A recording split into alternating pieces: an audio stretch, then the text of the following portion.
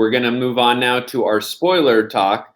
Now, for anyone who has not seen this film and you don't want to be spoiled, click away, come back when when you've seen the film and you want to hear our thoughts. If you do not care about spoilers, then continue on, and we're going to get into it right now.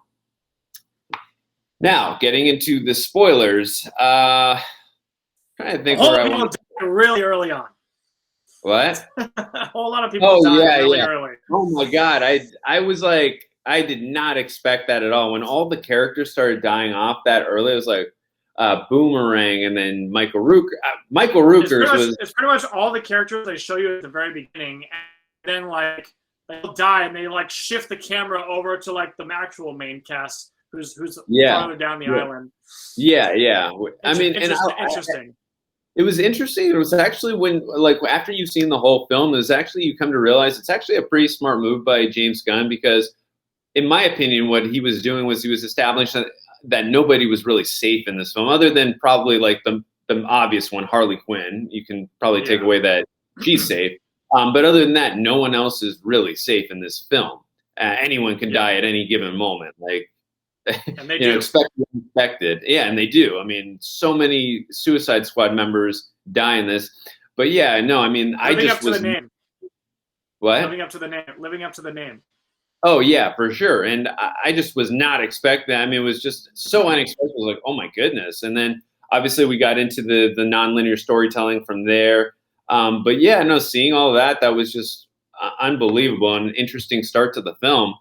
And then, like you said, they panned over to the other end of the island to show the actual real team that we're going to get for the majority of the film. But then again, I like the nonlinear storytelling showing how we got to that point. I thought it was really well done. I think probably my favorite film of all time in terms of nonlinear storytelling is probably Memento, Christopher Nolan's film Memento. But I really thought this film did a really good job of, when, as I mentioned in the non-spoiler review, when they inserted nonlinear storytelling, it was done at the right moments at the right time, and it was just edited in a way that I thought was just perfect for the storyline. Yeah, it just kept everything interesting and like kept you on your toes a little bit. Oh, for sure.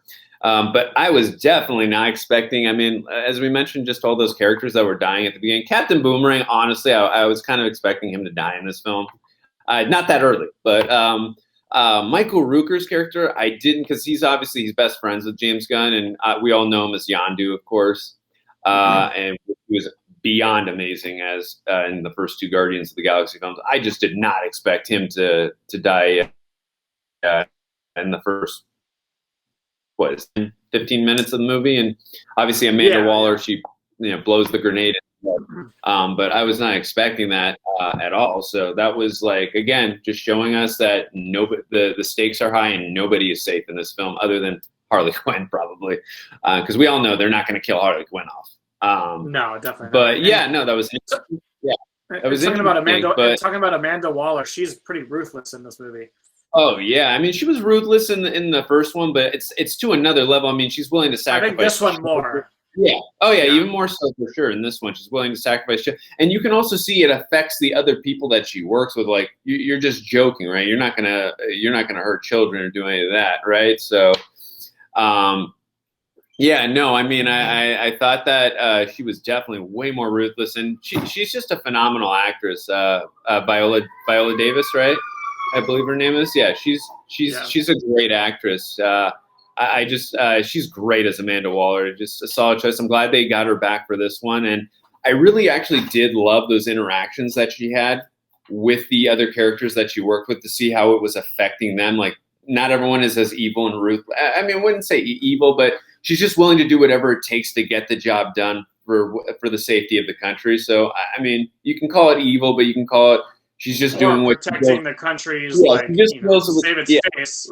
Exactly. She's just doing in her mind what she feels needs to be done to protect the country, whether that's evil or not. That's your choice to debate that, but she's just doing what she feels is best. But obviously, sacrificing children, I don't think that's the best way to go about it, but that's her prerogative. And I thought she did an amazing job. I really love that character and the way she portrays it. But we mentioned earlier about Ratcatcher and how I really love that storyline. I love that they had Taika Waititi in there, and I didn't even recognize him in the first scene. You had to point that out to me. You're like, oh, it's Taika Waititi. I was like, oh wow, it is Taika Waititi. I didn't even know he was in this movie, so that was really cool because obviously we know he's in the Marvel Universe. He's the director of Thor Ragnarok and Thor Love and Thunder, the new Thor film that's coming out. And he also plays one of the greatest Marvel characters ever, Korg.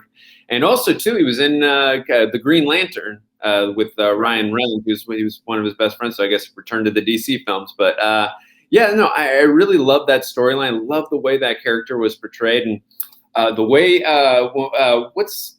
God, I'm going to get reamed in the comment section. What's the starfish monster, right?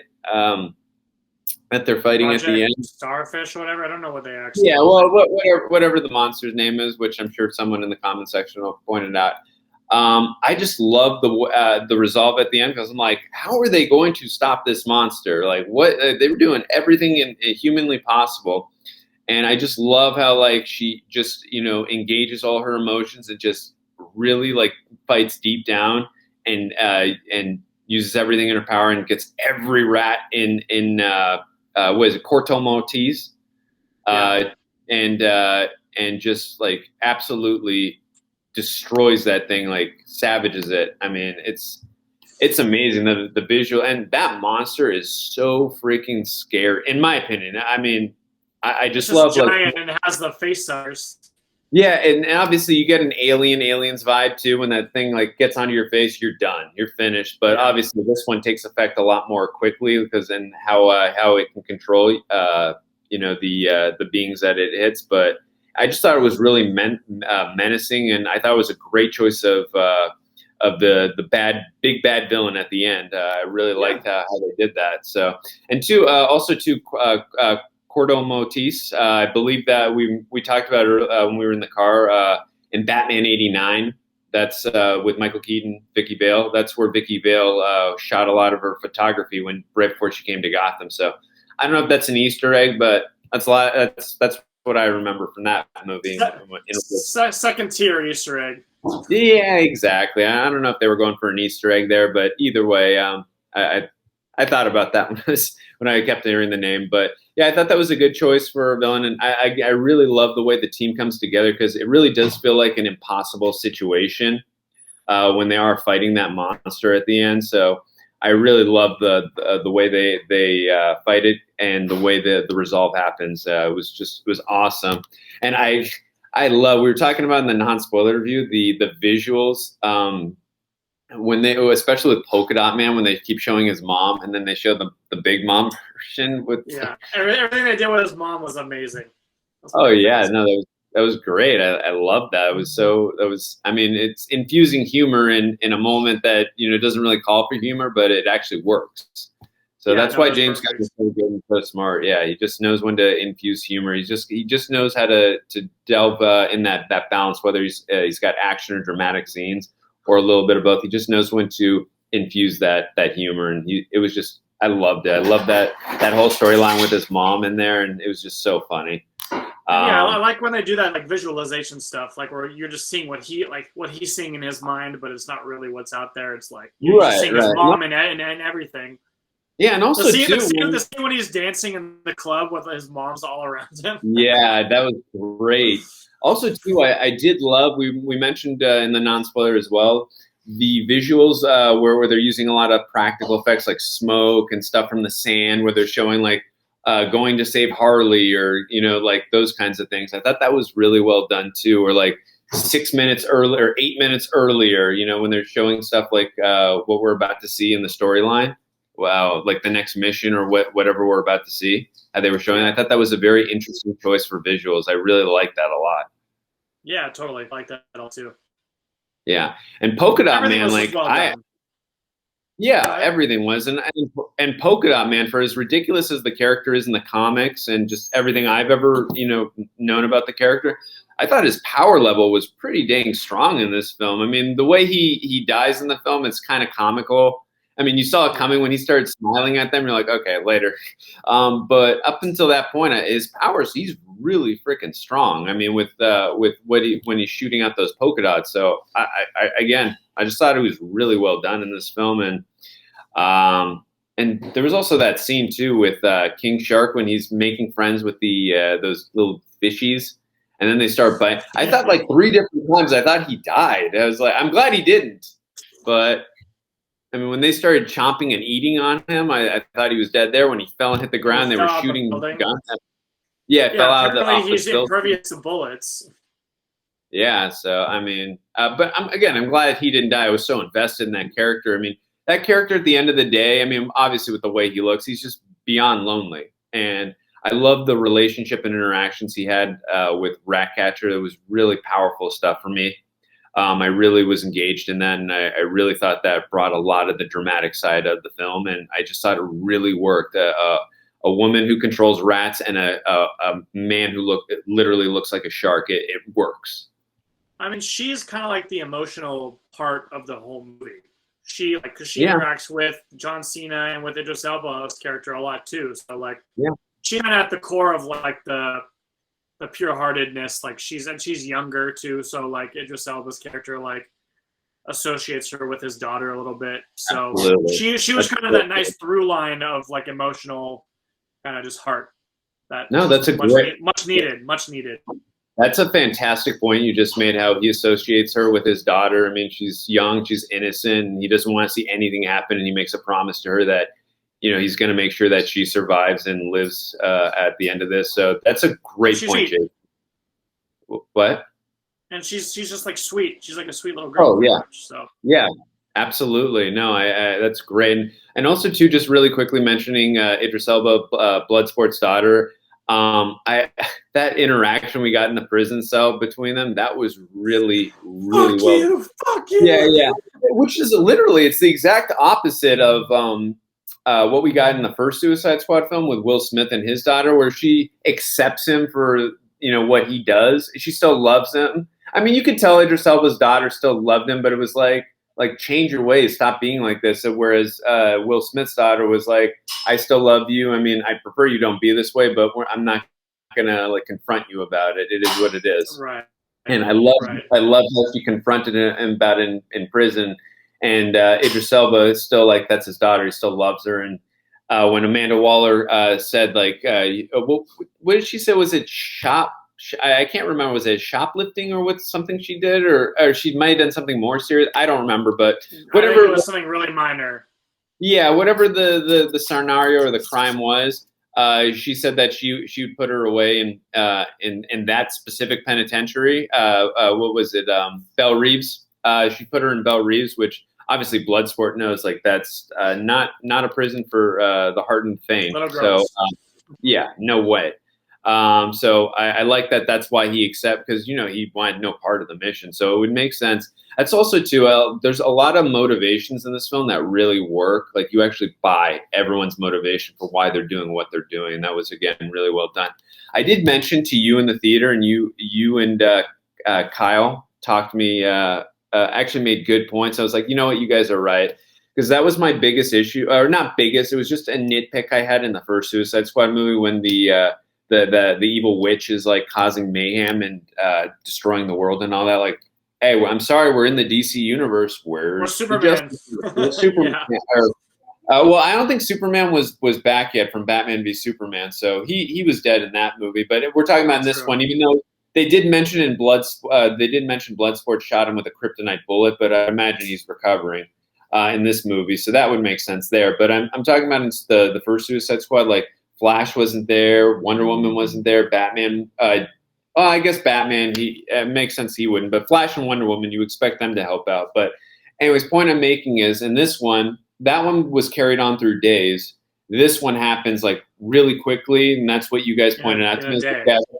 Yeah, and again, it's not like news cameras were following. And I know Bruce Wayne probably has like some kind of security system that lets him know, but it literally took place over like 20, 30 minutes or so. So.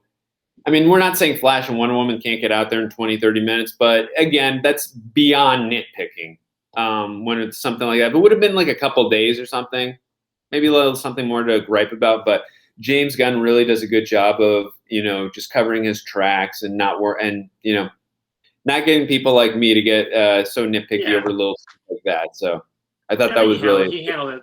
He handled it fine. Yeah, no, for sure. And yeah, no, and I again really love the way Harley Quinn was portrayed. That one scene where she's hooking up with the is it the president, right? The current president of Cordo Maltese. And then she he mentions about killing children, and then she just blows him, just shoots him, and it's like, and she's like, yeah, I was willing to go along with you, but once you said shooting children, like that's a no go for me, and like so well done. And then yeah, no, I really love the chemistry between the team. Like it just I really love this movie. It was just really, really enjoyable. And like you said in the non-spoiler, this film really earned its R rating with, I mean, the excessive cussing and violence and the gore. And again, it's not gore just to be gore. It actually fits with the tone of this film. It really works. No, I think it benefited the movie. Yeah. Like, it wasn't there just for no reason. It actually just made everything hit a little harder and just be a little more extreme, but like in a good way. Yeah, for a Justice League movie, it might be a bit much, but for a Suicide Squad movie, I think it's perfect. Yeah. Yeah, because I mean, Batman v Superman: The Ultimate Edition was rated R, and it was a violent film, but it wasn't like obviously to this level, not even close. But like that works for that, and this works for this. Yeah, I agree. No, I think it was well done, and like I don't really have many gripes about it. Yeah, no, for sure. Yeah. Is there anything else you want to mention?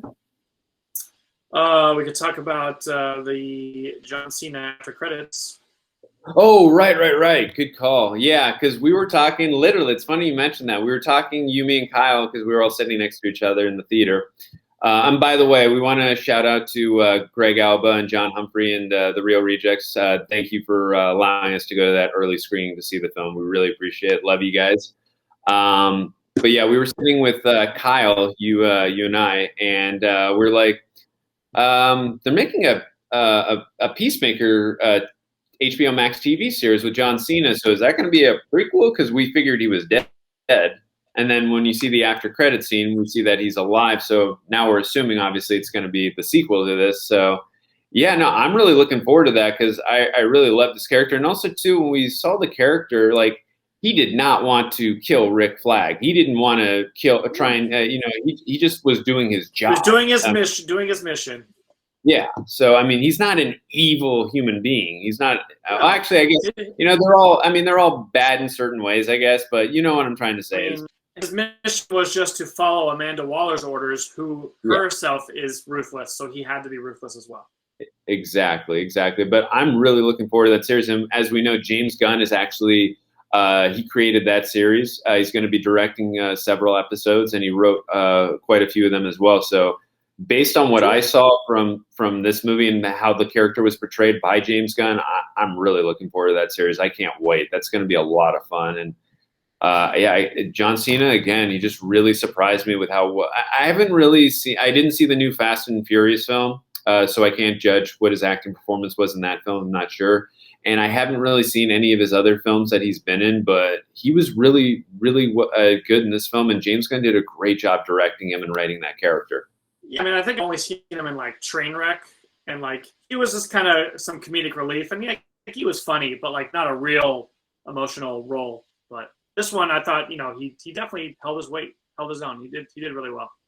Yeah, no, great movie. It's a lot of fun. If there's anything else that we didn't mention in this spoiler talk, let us know in the comment section. But also, we want to know what your guys' thoughts were. But I love this movie. It was a lot of, and Jason said it best. I think it's the most. He said it was the most fun film in the new DC films, and I agree definitely. And it's just really well written. It's a fun-paced, fast-paced, really well-directed film and written film by James Gunn. And I just really enjoyed it way more than I thought I was going to, and a lot more than the first film. The first Suicide Squad film directed by David Ayer, and I just can't wait to see what else James Gunn is going to do in the DC universe, and looking forward to hopefully seeing more of his films in the DC universe. Headed in the right direction. Oh, for sure. Well, that's going to do it for this video. We hope you enjoyed the review. We're going to try and pump out more videos for you guys, but let us know in the comment section what some of your favorite moments were in this film, or if you have not seen it, let us know what you're most looking forward to seeing in this film, and we will be seeing you guys next time.